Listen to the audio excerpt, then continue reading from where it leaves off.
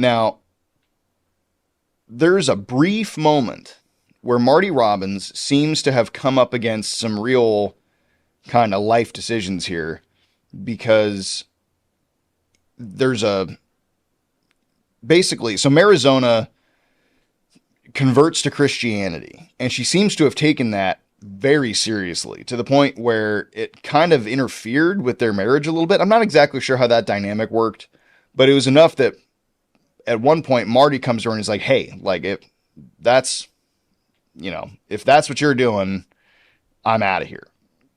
And he leaves her and Ronnie. So Ronnie was the only kid at the time. So Marty Robbins leaves, and she says that he was only gone for 2 weeks and then he came back and promised never to do it again, which is sort of like a little blip in the storyline.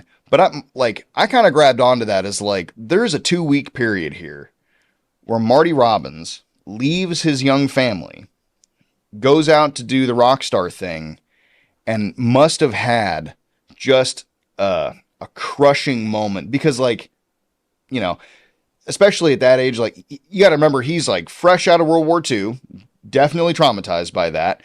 And he's just done exactly the same thing that his dad did that traumatized him so bad. So suddenly he finds himself doing exactly the same thing.